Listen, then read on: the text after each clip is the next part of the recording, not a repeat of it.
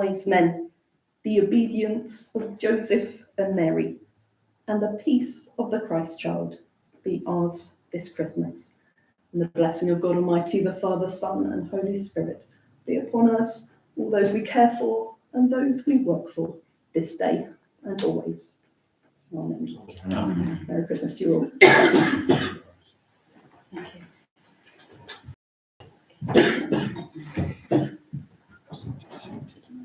Would you like to be seated now, please?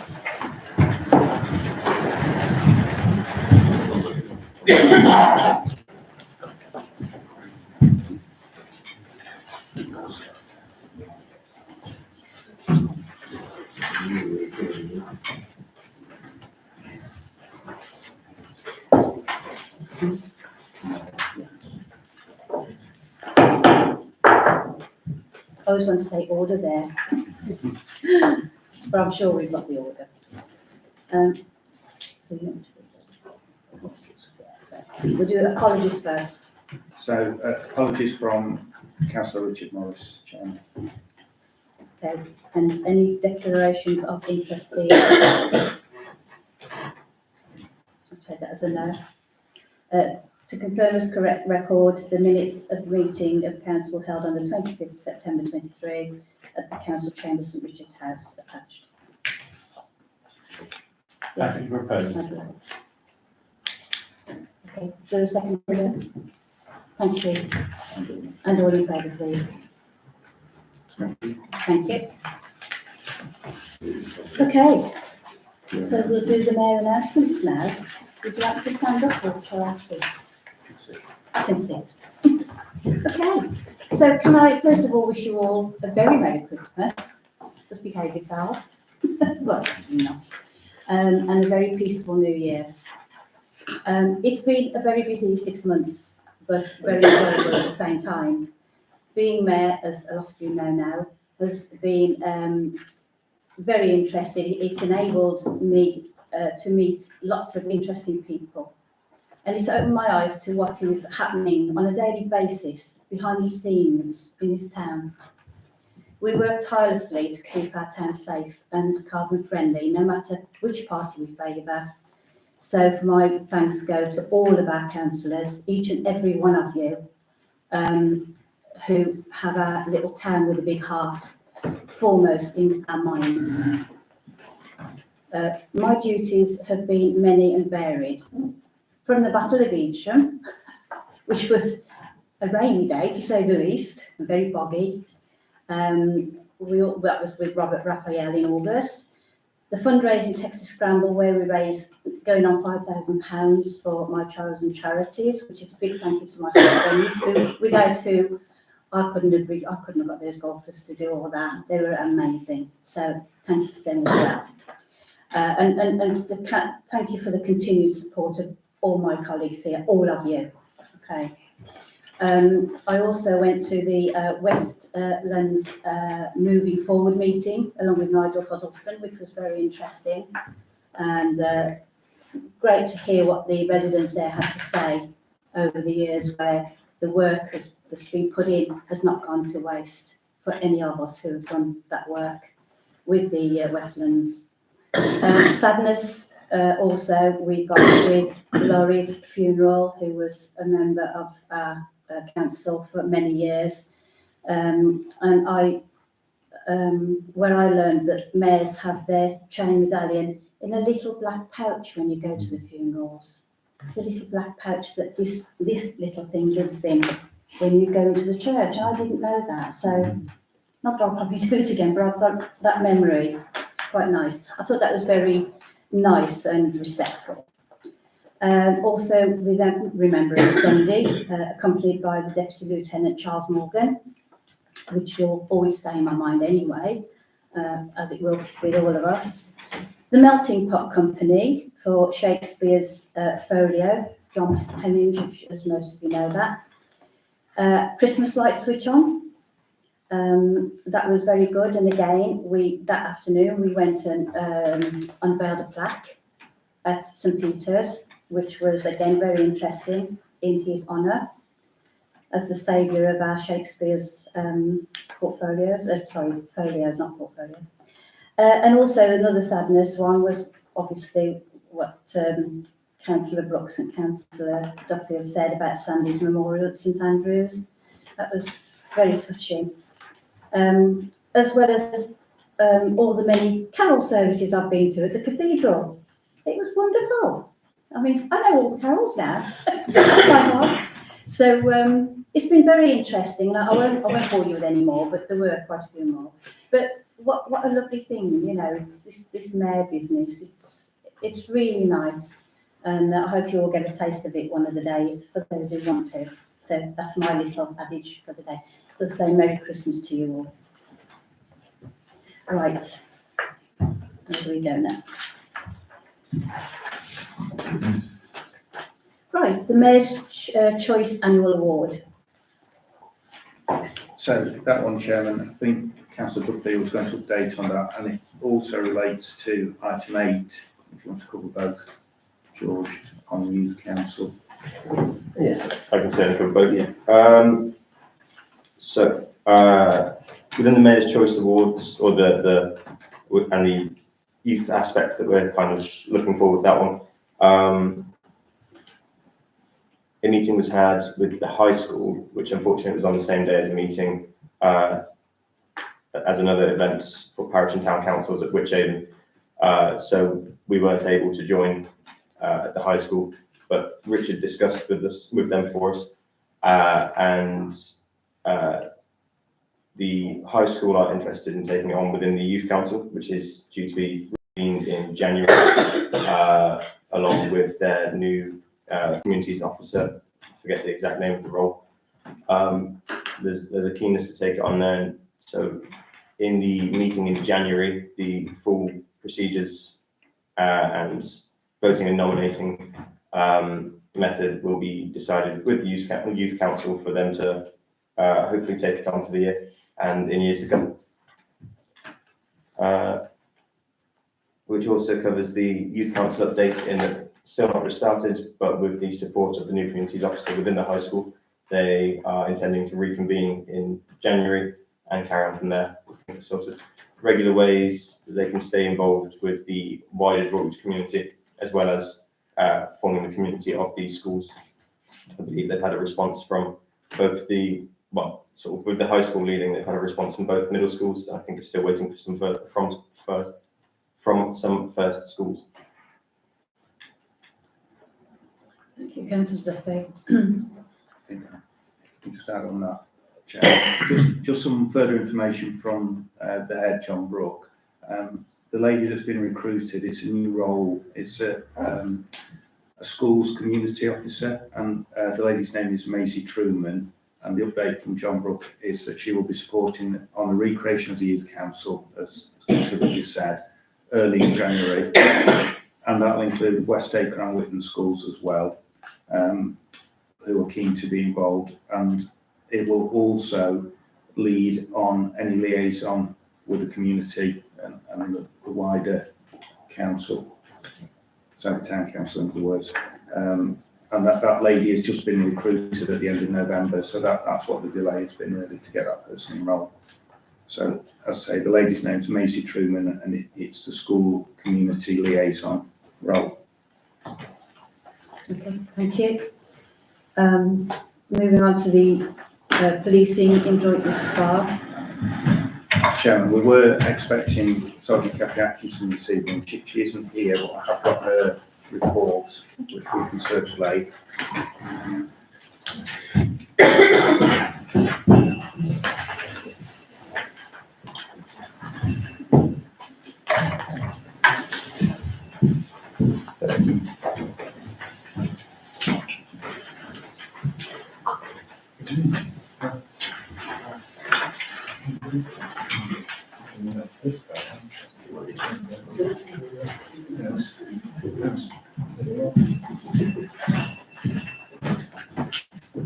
As I say, Chairman, Kathy provided that, but she was going to cover it herself this evening. Obviously, she's unable to attend. It's a slightly amended format to previous ones. It's done through the SNT now, so it's in the same format as the communications we get from the Safe Neighbourhoods team, because she heads that up for Droitwich. So it's in categories, and I'm just going to point out on top of page 3, there is quite a bit on antisocial behaviour, continuing from page 2 into 3. But the last paragraph covers the Raven. I think members will notice that there's been quite a bit of activity at the Raven to try and reduce the ASB over the last week to 10 days. So that is quite up to date. Whether it's in this forum or later, when members have had time to read, if you have questions, let me know and I can raise those with Cathy.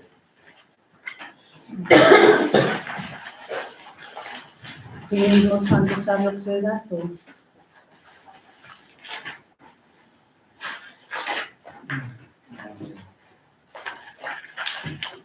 Only that there seems to be a prevalence of shoplifting as well as other crime. One of my relations witnessed a respectable looking woman walking into B&M, picking up a load of things in the entrance and walking out with them again. And that's just one. Probably wasn't even reported. Unfortunately, it seems to be happening quite a lot in lots of different areas, isn't it? We do hear of these things, which is very sad indeed. So, anyone else want to make any comment on that, please? No? Okay, thank you, Councillor Davidson. And now can we move on to the young person? I don't know the name, I'm so sorry. From the high school, and we're going to receive an update from senior student, member of the team at Spa High School. Thank you. I just wanted to start, I'm Brandon, by the way. Brandon, thank you. Just wanted to start by saying a big thank you for welcoming me back, as I was here in the 25th of September one, and it was a great pleasure, great honour to be stood around some great people in the community. So as you know, I'm just going to be giving an update on what's happening at the school at the moment. So one of the recent things that have happened at the moment is Year 11s and Year 13s underwent their November mock exams, and just on Thursday we were given a brown envelope with our predicted grades and the grade we achieved in the exam. These early November ones are quite early in the academic year, which is quite useful as well because it gives us an opportunity to ask all sorts of questions to our teachers and then cover our weaker areas rather than waiting to our January marks and then sort of like rushing, getting into a stress about it. So this is a really good indication of where we want to lie. And furthermore, our Year 13s as well are beginning to send off out and are in the middle of sending off their UCAS applications if they're interested in going to university like myself. And there was another thing. Oh yeah, Charities Week. So just out of curiosity, have you heard any figure that we raised from Charities Week so far? Okay, so this is the first that you're going to hear from us.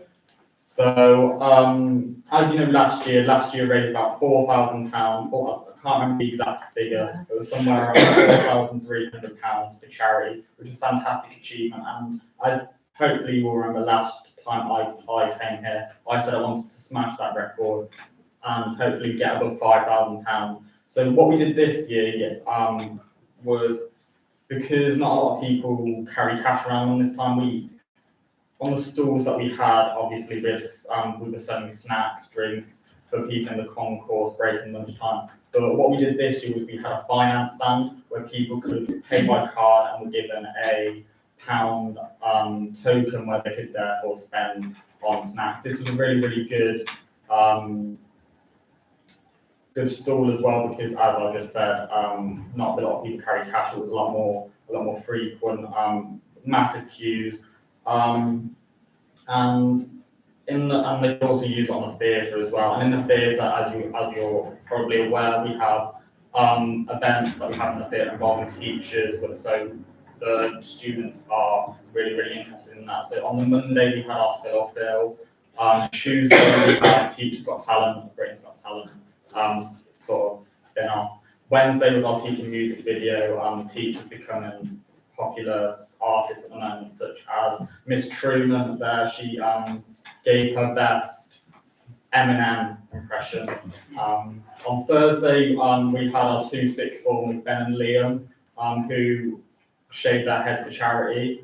They had their own GoFundMe page. Their target for the GoFundMe was about £500. I can confirm they did smash that record. They managed to raise £1,000 for Cancer Research UK, which is a very, very special, meaningful charity for Liam himself. He's gone through some issues. And on Friday, it is our most popular event, lip sync battle. Teachers get on stage, be silly, which is always good. And from all this, I can confirm that we did manage to smash the 4,000 record, and I can confirm as well we did manage to smash the £7,000, the £5,000 record. And hopefully you heard there, we managed to raise £7,850 for charity. So our chosen charities this year, our local one was the local food bank. They came to us, we were more than happy to help. Our national charity was Cancer Research UK, and our international charity was Red Cross, because of the news, obviously the earthquakes, and we wanted to help them. So in school donations, we managed to raise about £5,000, plus then in Liam's GoFundMe, we managed to raise £1,000 from that, so that's about £6,000 for them. And then two of our students, their parents, work with NatWest, so we were given they basically donated to us through I can't remember, it was some sort of scheme where we were given £500 as they work with charity. So we were given so that happened 3 times. So we were given an additional £1,500, taking the total to around £7,500, which is an astonishing achievement. And then our head sixth, Mr. Jones, said he doubts that record will ever be broken, which is a fantastic achievement in ourselves. And for the food bank, obviously coming up to Christmas time as well, the whole school has been bringing in donations to help with the food bank, because obviously there are people out there who can't afford Christmas dinner. So we're happy to help with that. From off the top of my head, I can't remember anything else I have to talk about, so I just wanted to say a big thank you again for giving me the opportunity to come and speak to you all, and I hope you all have a good Christmas. Thank you, Brandon. Can I just say to you, I feel quite emotional about that. Was anybody else? I can hardly say. What a thing for you guys to be able to do this. And I mean that from the bottom of my heart. It warms me to think that young people like you can do this. And it's amazing. And that you're that thoughtful, the initiative you have to do what you're doing. And I want to thank you, I'm sure, on behalf of all of us, that we're very, very proud of you. And would you take that back to school for me, please? Yeah, because we are. It's just such an achievement, and I'm sure that record probably won't be broken. I'm trying to get mine up like this, but you'll have to tell me what the secret is. But thank you so much for coming, and good luck as well with that memory of yours, because I don't think I could have said that without being prompted. So thank you very much, Brandon. Thank you for coming. So can we just...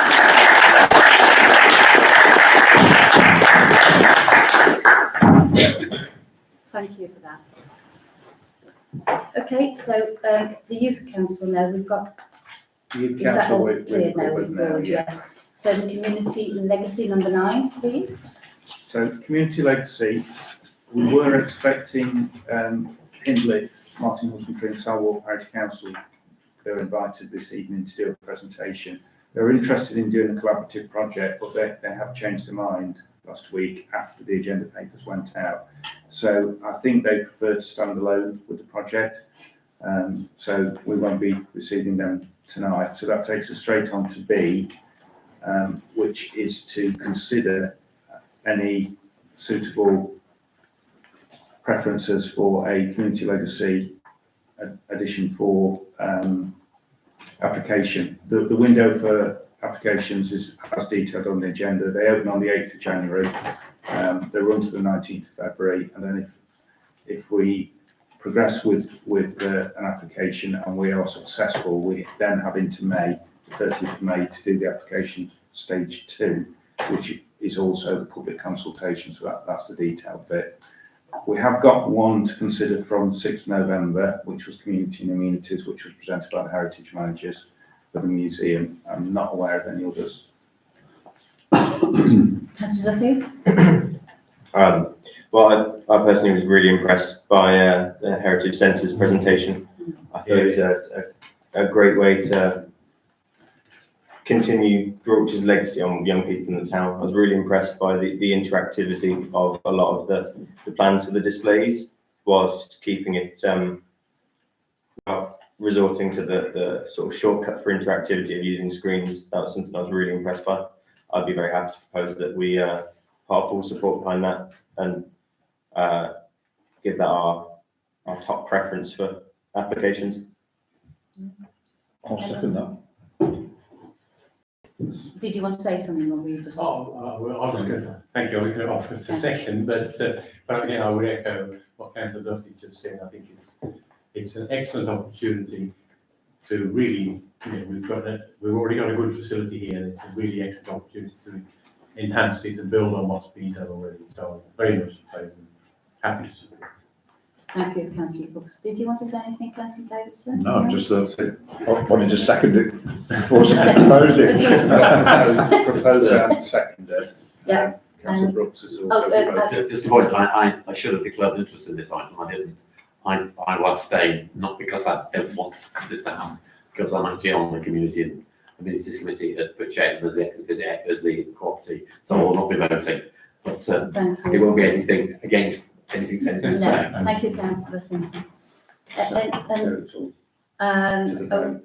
are we all to the vote? Are we all in favour? Please? Yeah, thank you.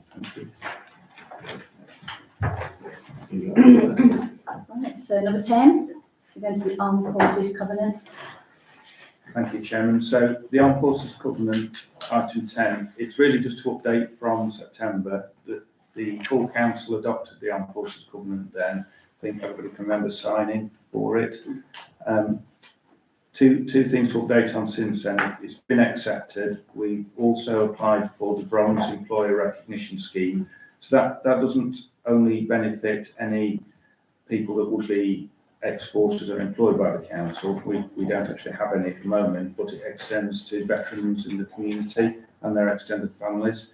So there's quite a lot of information that I sent out with this bronze status ERS, they call it the Employer Recognition Scheme, but it's all in the pack. But if we adopt the covenant and sign it up, we're automatically eligible for that first stage. There is a silver one, there is a gold one, which is all in the pack. The important part is the armed forces themselves will do a counter-signing ceremony, so that's quite high profile for us.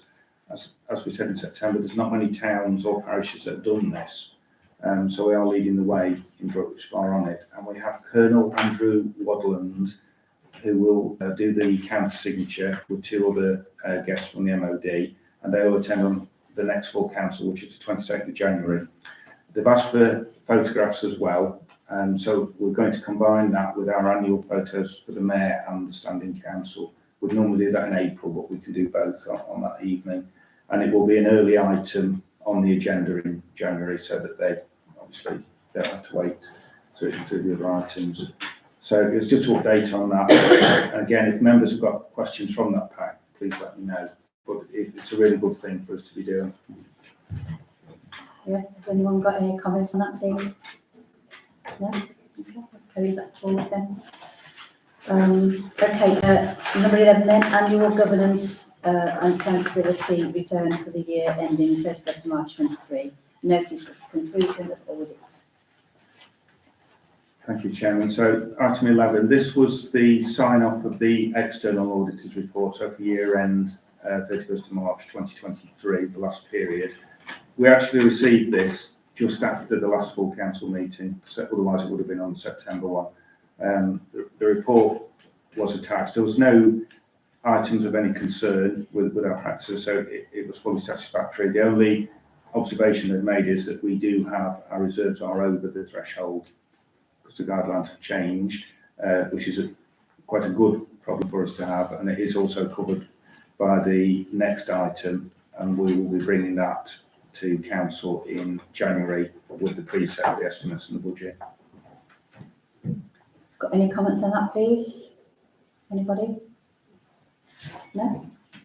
Yes. Thank Councillor you. Just simply to thank our staff and all the good work they do and keeping us In the blue. In the room, yes, I think that's it. I mean, I didn't mean that. Sorry. Let's not, well, an otherwise very nice party. What I meant was instead of being in the red. I always do this, don't I? You should expect it.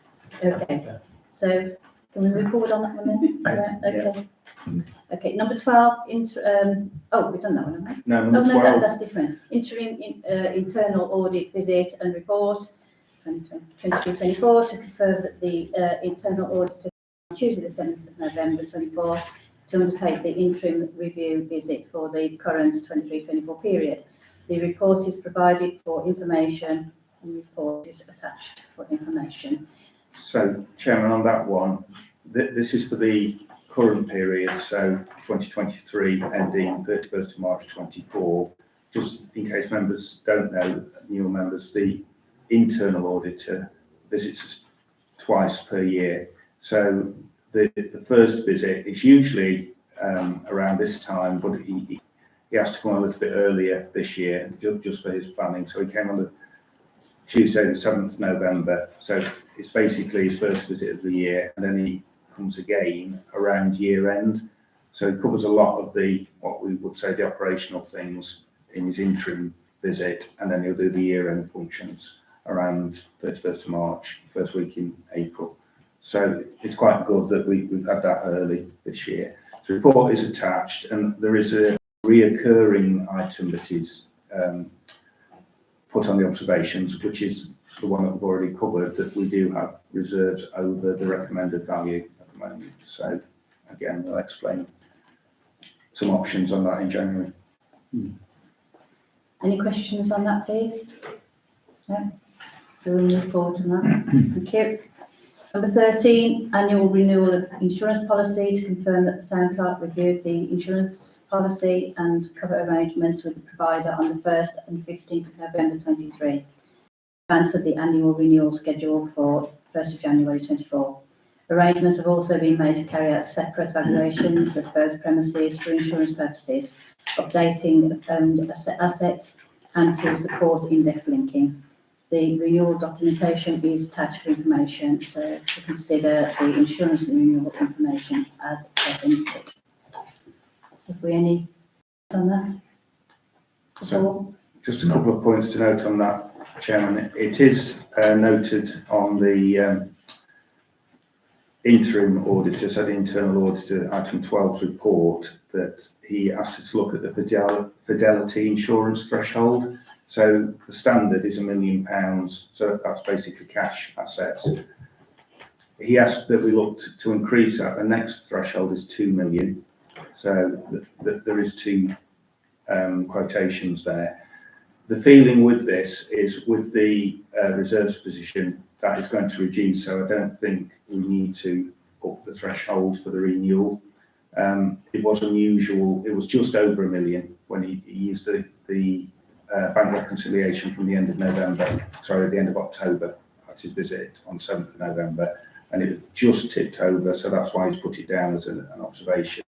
It's never been significantly over £1 million before, so I think we're comfortable to maintain it as £1 million, and obviously there's a cost if we put it up. The other 2 points is the premium is less than last year. It's approximately £1,000, just under £1,000 less than last year's renewal, which is good. That's because we've had no claims basically, so we've got a discount for that, and that's despite the index linking in the sector. So we're encouraged by that, because I thought it was going to be higher, but because of that, with the index linking, that's why I've arranged for us to do these property valuations for this building and the community hall. So we haven't had one for a while. So I think now's the time that we would do that. Can I ask a question? We seem to be covered up until the age of 90 for accidents. I think that should be increased to 100. But can you tell us a little bit more about that cover though, Mark? That was not serious. Yeah, the accident insurance that covers councillors and staff. Apparently. What was the particular No, I just query? because I didn't know it existed before, just wondered if you could tell us something about the accident insurance. Only that as a serving member, you are covered by it on the business of the town council. That's all I know without the technicalities of it, but I can ask the question on the age threshold, definitely. That's just interesting, you know. Yeah. Stop climbing trees. It'd be nice to think we can live to be 100. Oh, That's Have we actually ever had a nonagenarian councillor? the was. A nonagenarian councillor? Well, we have to be optimistic. Some of us feel as if we are, but that's Okay, are we okay to move? Also, yes, sorry. Do we need to take a motion on as to whether to take on the increased fidelity insurance? Is it, Not unless you want to increase it. I was going to say that it seems like it's fine Otherwise as it will is. auto renew on the present arrangement. I think it sounds like it's fine as is. It sounds like with the using of some of our reserves to bring back down to that guideline number, we should be fine. We should be on that threshold. Yeah. Normally that would be fine. So Thank you, Councillor Duffy. Anyone else?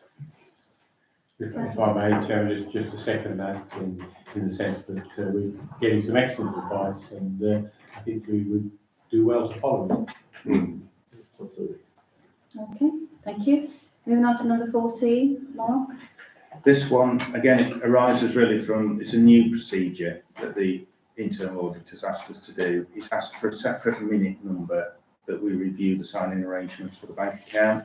We do that as part of the AGM anyway, because the mayor and the deputy mayor change every year. So there are some changes to the bank mandate then, but it's asked that it's formally reviewed every year. So they do change the areas that they look at each year. So it comes from the auditing company in London, that there are different areas of test each year. So this is a new one.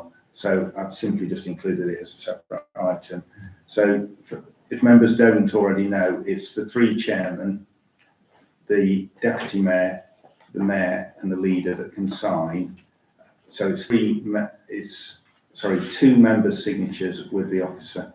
So it's three signatures on all payments. So that's bank mandates, the direct debits, things like that, and checks. Any further questions on that? No? Okay, thank you. So we on to number 15, Mark. So this number 15 is just for information really, unless any district members wish to comment. They're doing a review of a couple of the polling station arrangements for Droitwich at district level. So it's Tagwell and then possibly Cockcut wards. I think the Cockcut one's still to come. And they're wanting to formalise the venues that they use for the polling station. So Cockcut one's quite a good example that they hire in porta cabins, and they've done that for years at the Red Lion, and which are wanting a more formalised arrangement or venue for that, and it's a similar thing with the Tagwell one.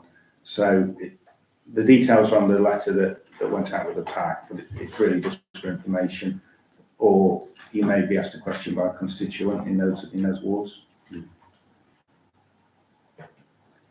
Councillor Berkeley. Yeah, I was looking at this and it mentioned that the nursing home was one of the options.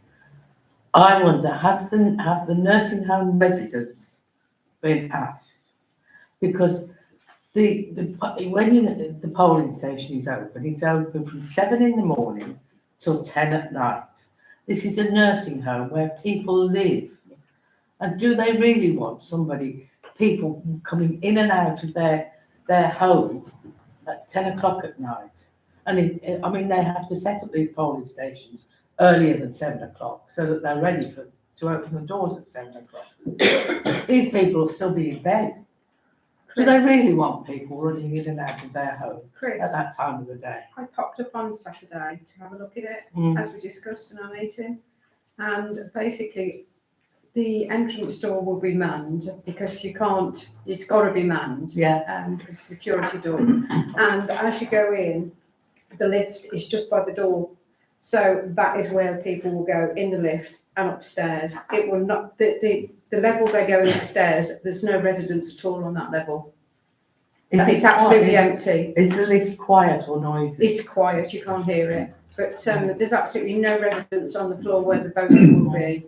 And they won't come into contact with any of the residents. So Well, thank you for your point, councillor Bowling.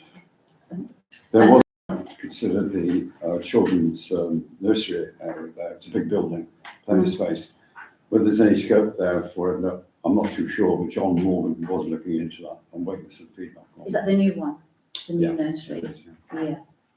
It's a bit awkward there as well. I've been in there. Mm. The actual reception, but I mean, we discussed that another time. So thank you both of you. Okay, right, so we're on to 16, the neighbourhood development plan. Mark, So please. that was Councillor Brooks, just to update. Oh, sorry. On that. All right, yeah, Councillor Ross. No problem, Jim. I'm very pleased to present the update to our neighbourhood plan as printed in the agenda. We've now completed the initial stages of plan preparation around evidence gathering and the community involvement and engagement. We're now ready to move into drafting the neighbourhood plan itself. The steering group will meet on the 18th of January so we can look at what policies are appropriate to include in the plan. So I'm very pleased to say this is all moving ahead just as we hoped and planned. We're on track. Thank you, Councillor Ross. Councillor Hopkins, please. Yes, I read with interest that you had 800 completed responses. Now, knowing that the leaflet was circulated in other parishes, how many of the 800 relate to people living within this parish?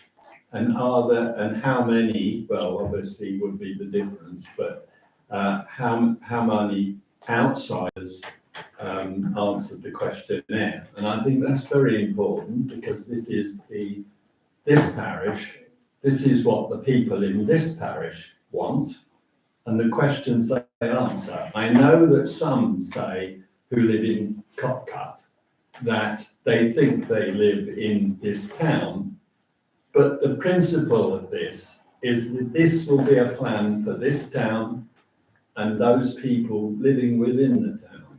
So that's my first observation. The second one is a question, is that when you have the final results of the survey, are you planning to circulate the results to the councillors and to the members of the public, particularly those who answered the questionnaires? Because I think that's very important, and I know that's one of the principles of neighbourhood planning, that you involve the people in the town, and it will add another plus to your results to say that you didn't just have one meeting, you keep people informed and that people can ask questions. I know one question I'm frequently asked is what benefit are residents going to get from the neighbourhood plan and the money, the taxpayers' money that is being spent? Thank you. Well, first of all, could I perhaps explain that at the information gathering stage, it is a normal policy to spread the net quite wide. Because don't forget, the final decision will be made by the people within the parish. But at this stage, as I say, the net is spread wider. And you also realise that through all the steps of this, we are being guided by a professional expert, a consultant, who is taking us through each of the stages. And certainly that was one of the questions that already came up, and it made it quite clear that the net is spread wide for information, because this is to make sure we haven't missed something. And obviously someone who's not in the parish may raise something which needs to be looked at. So that's the first stage of that one. I obviously haven't got numbers at my fingertips to answer your question there about the actual numbers. But as regards the actual outcome of this, summaries, obviously the information is anonymised as you would expect, but certainly summaries of the results are and will be made available. Yeah, I think though the number of outsiders who actually are included, if they're included in the 800, that needs to be split in the peak, because you sent something like 13,000 people who could have completed the questionnaire. I think it's important that we know the number of residents within the parish who actually responded, because obviously that could affect it. If 300 people from outside, it's just as a throw that number in, if 300 did, only 500 did it, which isn't very good. I mean, some parishes have achieved 44% of their population. Admittedly, they were smaller parishes than this one, but 44% of residents have actually responded. Now, it'd be interesting to see how many of our residents took the trouble to do it. Again, that is obviously a matter for our residents. They're given the invitation. And as I said earlier, it's casting the net to see what issues need to be looked at. Yeah. And so this is, the responses aren't defining the plan. They are just looking where we need to go. And on that basis, I'm quite confident we've done the right thing. What about the last item I raised, about what is the benefit that residents are going to get from the plan? Could I suggest, because it's a little bit late to start looking at that, we are now well down the track, and this council did agree that we would do a neighbourhood plan. This was so, but obviously, if you'd like to just have a look at the government website, you'll find a lot of information there, and which hopefully will answer your question. Okay, can we have Councillor Duffy, please? Thank you. Thank you. I'd say probably try and soften up on the othering language to try and exclude people from outside Droitwich who are often, very avid users of Droitwich as a whole, and I would definitely see it as part of our community. Obviously, as you well know, it will always come to a vote just of Droitwich residents at the end. So whether the town supports it or not will always be up to the town.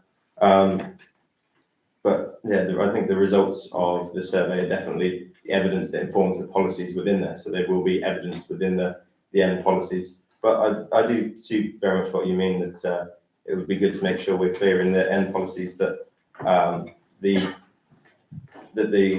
true statistic of how many responses from within the Droitwich development boundary is properly shown.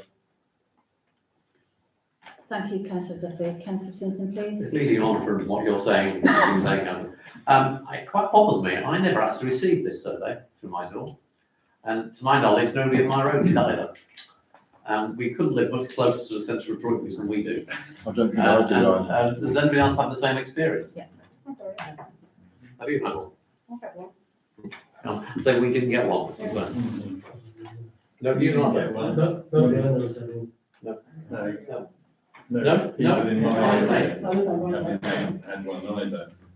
So what actually, I thought the idea was it was going to be delivered to every house in the town. Can we just pass that on to Mark, please? Yeah, we commission Royal Mail every WR9 Yeah. postcode, so all I can do is feed that back to them. But we have had 800 responses. We can't split that because it's covered by GDPR, so we're not able to differentiate whether they're somebody in Ombersley or it's anonymous. Postal code. Did you ask for postcode?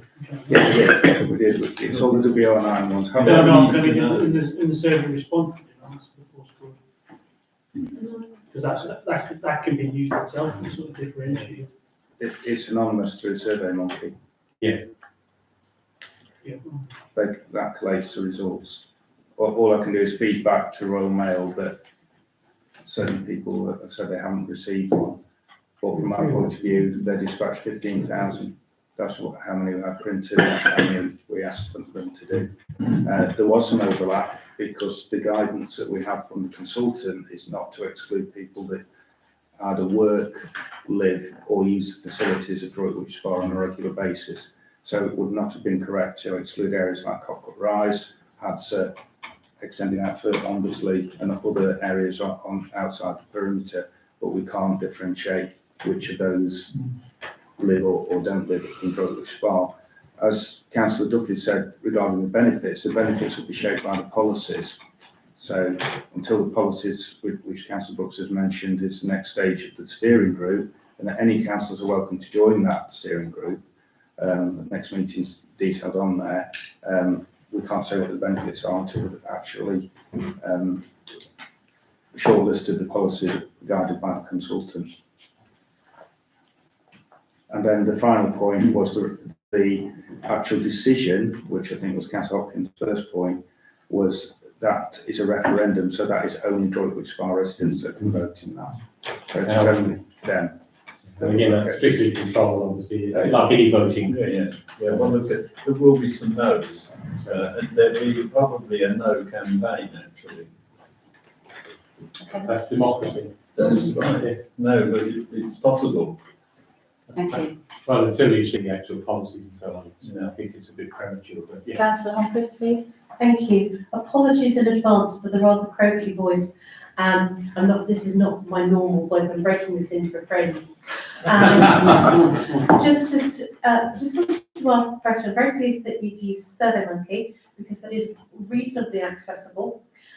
What has been done to canvass the views of people that may not be able to access that? I'm thinking of older disabled people, maybe people with learning disabilities as well, because they are also people that use the facilities of this town.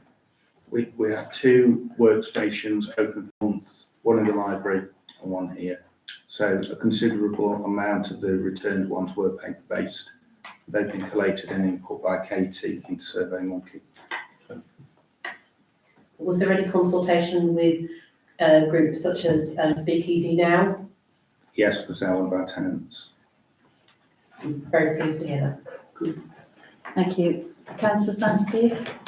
Obviously, cycling is definitely come up with some of my residents, and I'm a little bit concerned that we haven't heard anything about the local walking and cycling infrastructure plan for Droitwich, and obviously that potentially will have a big bearing on the neighbourhood plan.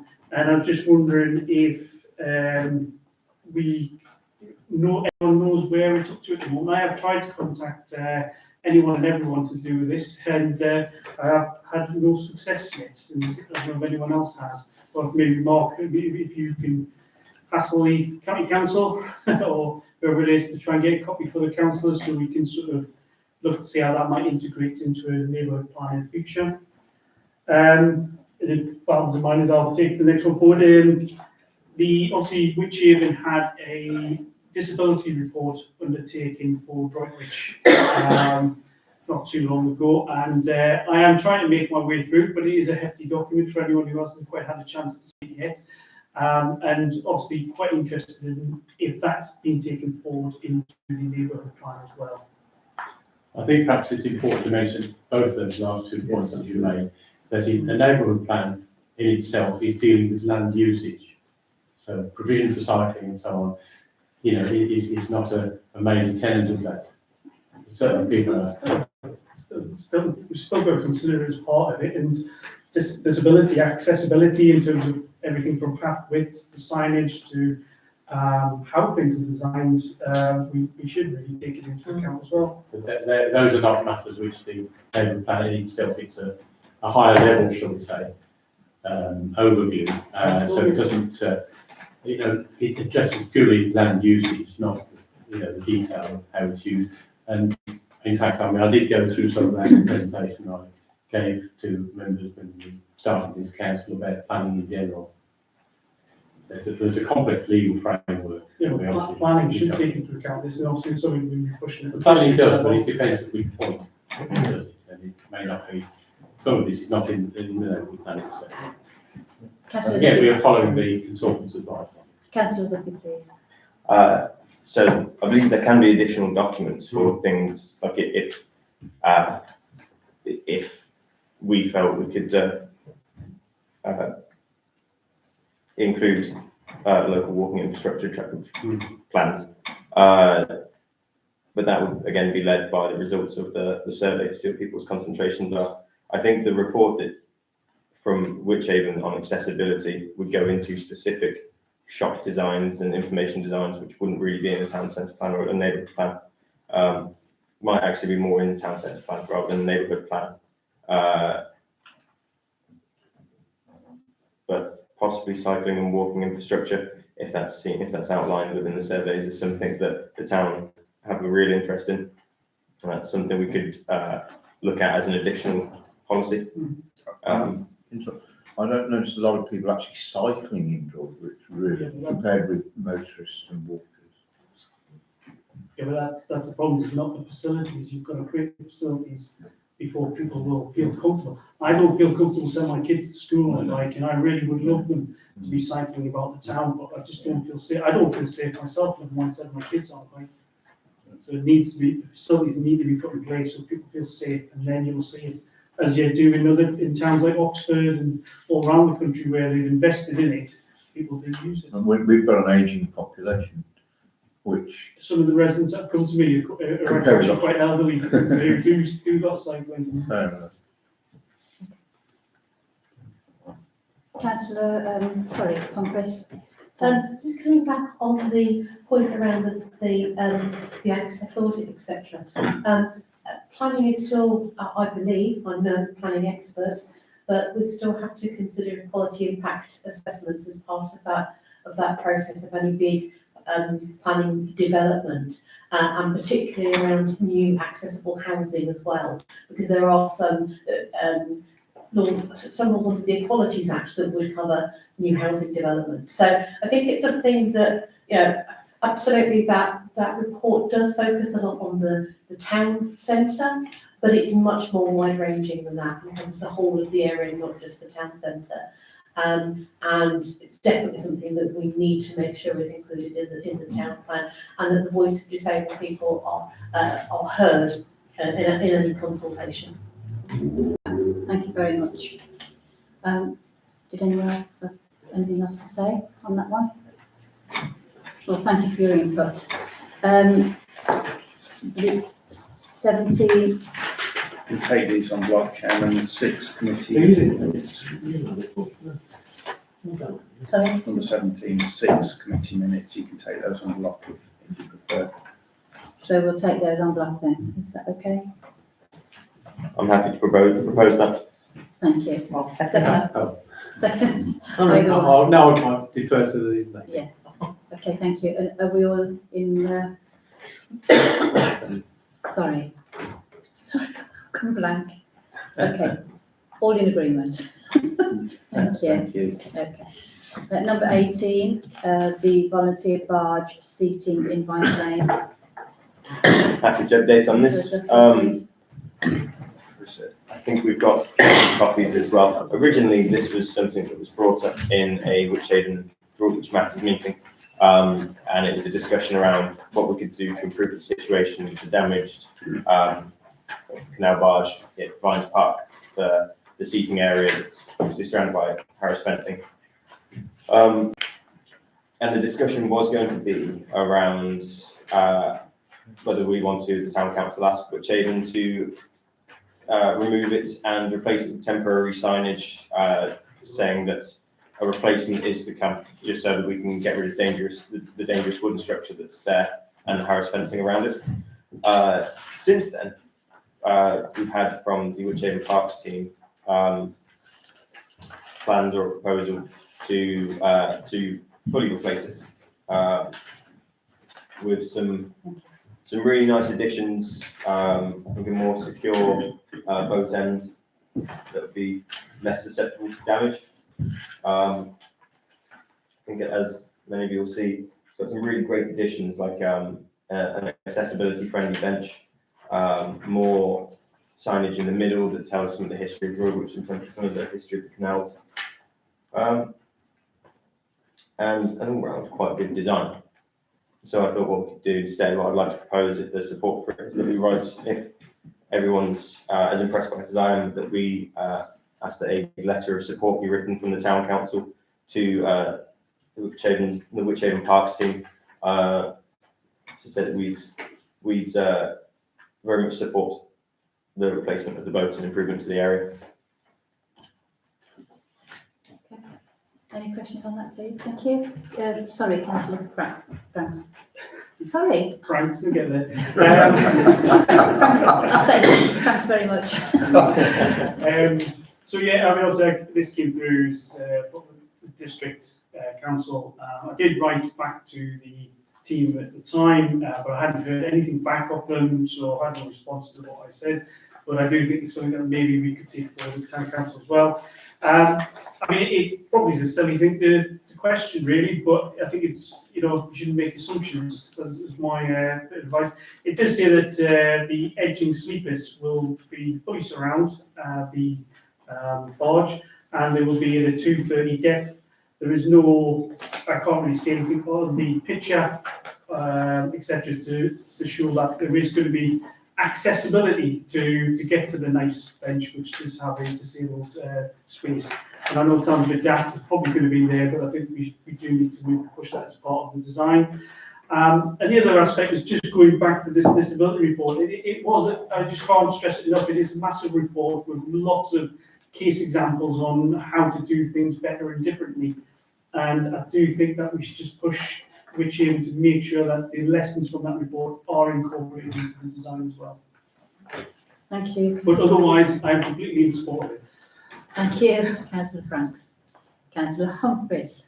On a similar theme to Councillor Franks, just having a look at these pictures, this doesn't seem to be particularly that my concern is around the existing stones, etc. There's very little colour contrast with those. So it would definitely be something I would support 100%, but I would also urge that we look to make sure that it is fully accessible. And as always, I'm happy to help and advise on the visual aspects of making it accessible for blind and partially sighted people.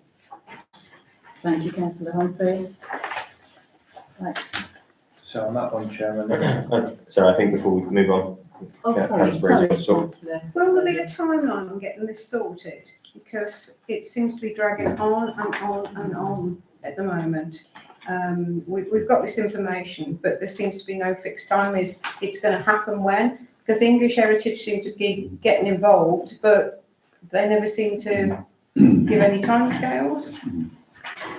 So on that one, Chairman, I've got a proposal from Councillor Duffy to write to Jonathan Hulbert, isn't it? Yeah. The Parks team as a letter of support in principle for the proposals, building in Councillor Franks, Councillor Humphreys, and also a point from yourself on timeline. Yeah, please. So I can do that. So I stayed in support with those three aspects included as a letter from this town council. Yeah. So members are mindful for that. Councillor Councillor Duffy's proposal. Yeah, sorry. Very happy to support. I think the points made by Councillor Brooks is absolutely apt. Yeah. And I think very important. I look forward to this accessibility thing. I think it's a vital bit, something we need to really look at in Droitwich, particularly on our high street, when we have the shop that sells school uniforms is inaccessible to people with, for instance, an example, with trolleys, with buggies and stuff like. So I think it's very important. And I look forward to seeing this. So we very much support the proposition and what you added as well. So yeah, I'm happy to second. Madam Chairman. Yeah, are you all in favour on that one then? Yeah. Thank you. Yeah. Thank you very much.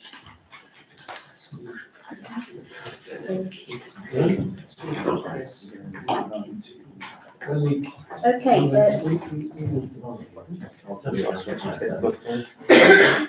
right. Okay, Whichever District Council, Droitwich Spa Place Board update, and we'll go to Councillor Sinton for that, please. Yes. Well, I'll explain that in a minute. Sorry, I know exactly what I'm talking about. Sorry. Yes, this is, I think, an exciting year with Place Board. It's really gone from strength to strength. And I'm pleased to report on three things here and then excess extra. The Place Board meets monthly. We originally met bi-monthly, it just wasn't often enough. And is currently engaged in looking at several projects. We've been meeting at the Rugby Club, actually. Which is interesting, he's outside Droitwich, which is talking about what we're doing. We've got a very lively committee there, we've got some very lively people there, and from all walks of life, and it's been really good. The main 3 projects we are really involved in at the moment are obviously the Lido Park and pool improvements. We've been looking at 4 different options that have been received and appraised during the autumn from the design and architects commissions of feasibility and scope through Whitchaven. The details are commercially sensitive and are subject to final consideration and costings, obviously, by the WDC. So wider discussion and very positive engagement continues with key stakeholders, including Whitchaven Leisure, and very importantly, SOPs. We had an excellent meeting with the SOPs people following our last place board meeting, which is, and I think we're in agreement as the way we want to go forward with the pool in the area. It's hoped to advance the vision and confirm public engagement statement shortly when all aspects have been finalised and fully agreed. The initial consensus is that the proposals being considered are ambitious and exciting, and will move Droitwich forward. I think we've got a great facility there, and we want to use it. Our second one, you've probably all seen already, was the High Street public realm improvements. Grant funding opportunities to enhance shop frontages and aesthetics for businesses. Then the thing that's obviously just being done is the festoon lighting, which we managed to get done before Christmas, which was very thankfully through Gemma, who's our Droitwich project officer, so that it's there now and it's gone down very well. We were a bit worried that some people would object to the fact it didn't quite get to the end. There are practical reasons why it doesn't go quite to the end, but I think it looks really good, and I hope you all are enjoying looking at what we've got. So it's all been installed and it's up and running. And then the following one is something that's going to be happening later this week. Following the success of the underpass public art mural project and trail, consideration for additional art murals, street art murals in the town centre. And we're going to use Peter Rose from Silla Consultancy again, who's an excellent with the underpass project. And he's been commissioned to lead on it. And actually, we got the information today. We've got the meeting on Thursday on that one. Just to let everybody know, of course, the details of the place board work and its membership are available on the Whitchaven District Council website. It's there, but it's really taken off, and very encouraged by it. And I think some of these other issues you're talking about, well, absolutely, we will come round to. Thank you, Madam Chair. Thank you. It's a good example of working together, isn't it, really? It really is. But, you know, all our opinions are very valuable and current and need to be addressed. So thank you for that. Did you want to say something about it? Just a very brief one, and you just made the point, Chairman, about working together. And I'm sure they won't mind, but as you probably know, I have been supporting Salt in their work, and they were extremely pleased to be involved with this programme because they have got a large amount of technical and also business intellectual property they've assembled. And again, being asked to share that is obviously to everyone's benefit. So I'd just like to pass on thanks for that. I think it's also helped, Madam Chairman, that the chairman is such a well-known person within the town. Obviously, his name's all over the place, and it's very good that we've got him involved to this extent, because he's got such a great knowledge of the town. So hopefully we go from strength to strength. Yeah. Thank you very much. And District Council matters, can I call on? Do you want to certainly can. I'll start with one that's not on the report, just because we've mentioned the accessibility audits a few times. I know that at our last town centre panel meeting, we had an update that the report for Droitwich was, I think, still in the hands of the senior officer team at Whitchaven, and they were looking at or prioritising points to see where interventions can be made, and looking at a strategy to continue to take the learnings from the report through all decisions made at Whitchaven. So I'm quite keen to see, or I'm excited to see how that comes about, see what strategies are put in place to make sure that accessibility is seen as a key decision-making principle for Whitchaven. as you can see, quite a bit's happened within Wychhaven, or to affect Wychhaven since our last town council meeting. The Levelling Up and Regeneration Bill became law on the 26th of October, and measures in the acts will impact on Wychhaven's work, hopefully in fairly positive ways, likely to make it easier to put local plans in place and require design codes that set out where homes will be built and how they will look. That's one of the potential quite big impacts from our neighbourhood development plan, informing, as a lot of the housing land in Brook, which is already allocated, informing how it will look and how people will interact with their housing. It will require developers to deliver vital infrastructure, rebalance the housing and land markets, giving councils the power to increase council tax on empty homes, encourage developers to build, giving communities updates on the progress of the development, and councils the chance to consider slow build out rates, as well as give councils the powers to work directly with landlords to bring empty buildings back into use by local businesses. On to the next, the severe weather emergency protocol. Night shelters were open on the 24th and 25th of November to protect our vulnerable people without homes during extremely cold weather. Please encourage any residents to report if they see someone sleeping rough, calling StreetLink on the number attached, or reporting it on their websites as listed. And if the person is in immediate danger or is under 18, please call emergency services immediately. Local Democracy Day. The second Local Democracy Day took place on the morning of the 15th of November, and the aim was to raise awareness about local democracy, how we as local governments operate, how an election takes place, and the people who get involved. The district's high schools were invited to take part. Those attending brought along 5 Year 9 students and a panel of Wychhaven councillors and officers saw presentations and marked and gave feedback on these presentations from each of the schools that were able to attend, with several activities happening afterwards that helps the students from around the district engage with councillors and officers and with their local governments to see how it all sort of works, with a very fun activity where each of the councillors involved rotated around the students, around the groups of students, being interviewed by them, and then the students were given the chance to vote for which councillor they preferred. Overwhelmingly, councillor, my poor memory for names, Councillor Rob Adams won by a landslide and was very heavily supported by the students in the room. I didn't get a single vote. Not that it's a sticky one. No, it was a very decisive vote. I think Rob Adams, I think, had 9. I think Emma Kersey had 4, and the other 4 councillors in the room all had 0. So it wasn't just me with no votes. The District Council's network update. A useful summary has been provided of the key points of interest to councils from the network's autumn statement. I won't go through it all because there's about 2 pages there, but hopefully you all had the report, the details, changes around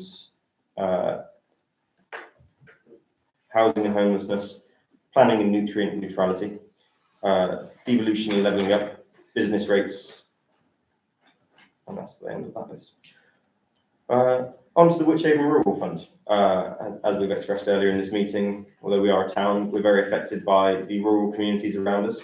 So if you know any rural communities or organisations that are looking for funding for projects, then encourage them to get in contact with Wychhaven for their rural fund, offering grants of up to 25,000 to support a range of projects that will make a difference to rural areas. And within the reports are a list of items that could be included or aspects of the fund.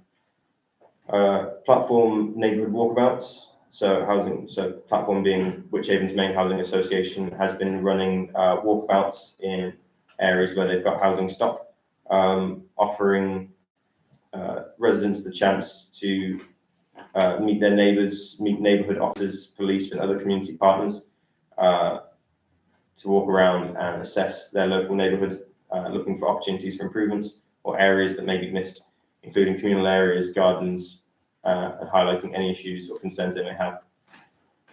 The dates of those, and I think anyone's welcome to attend, the dates of those that are upcoming in Droitwich are also attached in the report. And as well as this, there have been changes to postal and proxy voting. Anyone wanting to apply for postal or proxy votes can now do so online following a change in the law. New identity verification checks have also been introduced for those choosing or unable to vote in person. The change brings absent voting in line with voting in person in a polling station where photo ID must now be shown. To make a new application for a postal vote or proxy vote, residents just need to follow the links to the government registration system from Wychavon's website. They will need to already be registered to vote and provide their full name, address and national insurance number. This is the same as the information required when registering to vote in person. More detail on that is in the report, as well as a link, phone number and email address if anyone has a resident they wish to support with that. New schemes light up Droitwich Spa. I believe this one has already been covered quite well by Alex from the town centre panel. Placeboard, that's the one. And I think finally, councillors call for changes to rules on communication poles. As I know, we were all very angered and frustrated at the way the rollout of new communication poles has been done across the town and across the country. Wychavon councillors have called for the government to toughen up regulations around the installation of communication poles to prevent them blighting communities. Councillors from political groups unanimously backed a motion at full council to lobby the government to give more power back to councils to control how and where communication poles are installed. And more details on that are in the report. Thank you. Thank you, councillor Duffy. Just to skip that, Chairman, you missed County Council matters number Oh, 20. I thought Bob had addressed that. I thought he addressed it. Okay, I do apologise. So, County Council, Councillor. Sorry, can I ask a question? Sorry, to Yes. District Councillor. We've seen, all of us, the Raven there and all this boarding putting round. Just in mind, it's proof that you cannot win as a councillor or a council. But I've had somebody say to me, it looks worse now than it did before. But that is life, isn't it? But, can you give an update on what the situation actually is now? Were we going to, excuse me saying this, it's just a pun really, but maybe the graffiti will spread to that wooden area Yes. instead of our underpasses? Sorry. Is there an update on the Raven? Very good. The only update I can give is I did corner Vic at the last council meeting. There was an issue around the 106 agreement. He told me that there was a misunderstanding which has now been ironed out, and section 106 is imminent but not signed as yet. I have asked them to email me the moment it is signed. I would say that the fact that we've got this extra security going up probably means that the backers have decided they're definitely going ahead with it, but I wouldn't say that I know that for definite. But as far as I know, that's pretty much it, and I do keep asking about for more updates, but that's where I'm up to at the moment. Thank you, Councillor Pratt. I think Mark wants to come on. Just on the Raven, the security intervention, so the cordon on the road and the boarding, that's an intervention following the police and the fire speaking to Wychavon through himself approximately a week ago, and that's because of the increased ASB when incidents on the 25th of November, Christmas lights. So the police have served notice on the owner of the site, and that is a consequence of that. It isn't connected to section 106. Were you all aware of what was happening on the light switch on that afternoon? Were you all aware of what's been going on with the Raven? We've got several young people, boys, trespassing and running across the road, throwing stones on cars and all that sort of thing. So while all this was going on, we've got police and the fire brigade there, and Mark and his merry men trying to help.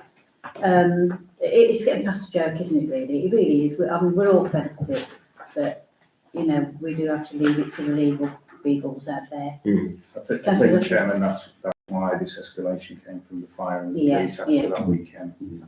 We all feel the same, yeah. Councillor Definitely, it is something that we as district councillors are always pushing for, and especially within town panel, bringing focus to the damage to the town centre that the raid in its current state does, and especially now that obviously after Christmas lights, it's showing to be a danger to members of the public outside of the site. Yeah, thank you very much. Councillor The Neves. police report mentions that the Raven owners were issued with a community protection order. Yeah. That's what we're referring to. Yeah, that's what we're referring to, councillor Davison. So anyone else want to make any comments on that? I emailed Vic Ellison about 10 days ago, asking, we've had no contact that I'm aware of from the representative of the owners since some months ago, 2 or 3 months ago, when he pulled out at the last minute, which was unsurprising to me. I'll ask Vic if there's any updates, if we had any further contact from them. At this moment, it was 10 days ago that email, at this moment I'm still waiting for an answer back. I think Mark had got something down on that, haven't you? Have you, Mark? I've just, yeah. That's been noted. But there was a meeting with the developer since then.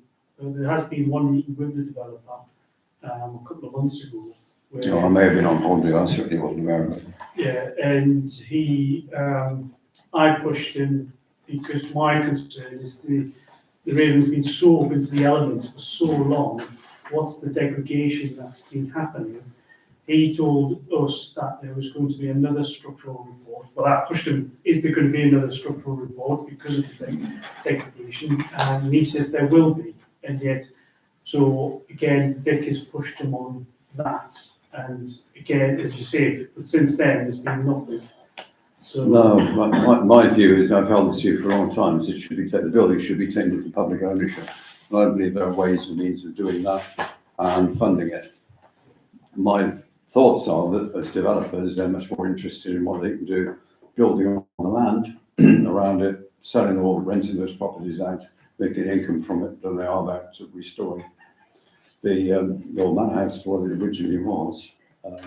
That's my opinion. And if you want to put that to district, I'll second that one. Right. Particularly the public, because the problem we've got is they're playing this game with the developer and get away with what he wants because they don't want it to fail, because they're so desperate for something to happen with it. They're being so nice to the developer, but the developer's trying to take the mick at the moment. but how long do we go on being nice? Because Exactly, I nothing's agree with happening. you, I agree with you. I think the public would support that. I think they might. Yeah, definitely. I think what has to happen is we have to have some firm ideas about how we go about this. The legal implications are pretty clear, pretty complex, I would think. But over and above that, how is it to be funded? Which Avon potentially could contribute. There are other heritage-based sort of agencies and so on who could, in fact, I think, and probably, and I suspect one or two people know a little bit more about this, who possibly would be prepared to collaborate on this to see that building put back to its former glory and put to the best possible use, which for me would be a basis on which the public have more access to the building than will be the case under the plan that's presently forward and the consent be granted against. Thank you, councillor Grady. I'll hand you over to Mark just for a minute.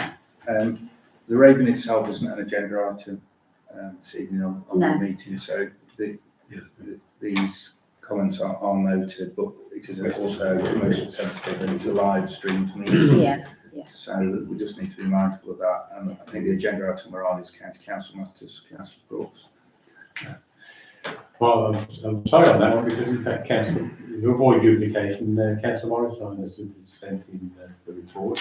I've got a couple of points from councillor Morris as well, if you want me to. Please, I'm sorry. Yeah. Just in Richard's absence, just to read his update. After businesses and employer requests, he's asked for support to help employment and recruitment on the Berry Hill Industrial Estate. The County Council and Witch Haven have collaborated and started an initiative with local businesses, and also including First Bus with a new bus service. I think it's number 153. It's just started serving that area to help employees get to work.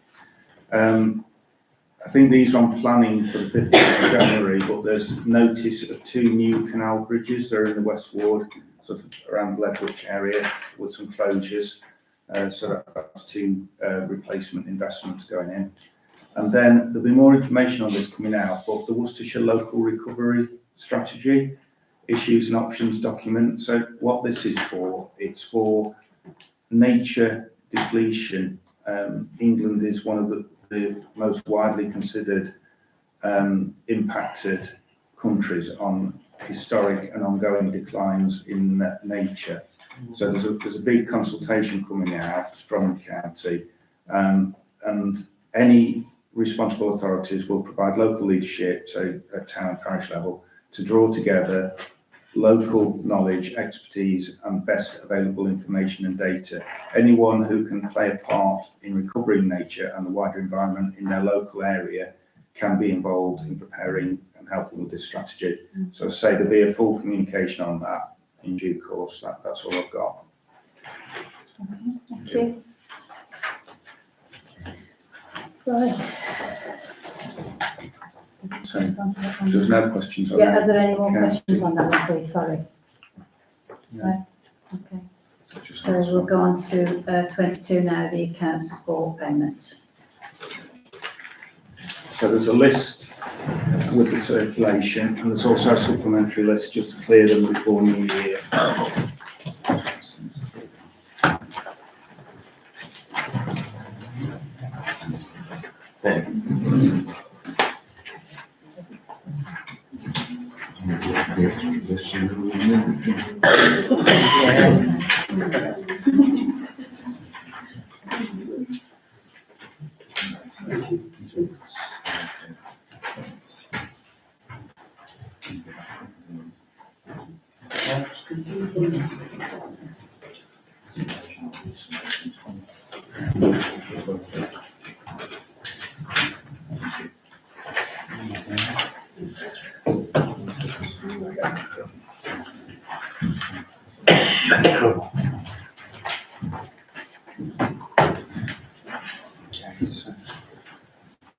Members are happy, there's no questions, it's just propose a seconder and all in favour for both, please. Yes, can we just have a seconder and all in favour of that, please? So propose a second. Sorry, proposer. I'm happy to propose. And second. I'll second. And all in Thank you. And all in favour. Thank you. Thank you. Stop it. I'm tired, I've had a very long day, as we all have, I should imagine. Okay, thank you so much. I'll declare the meeting over. Thank you very much, everybody. That's a wrap.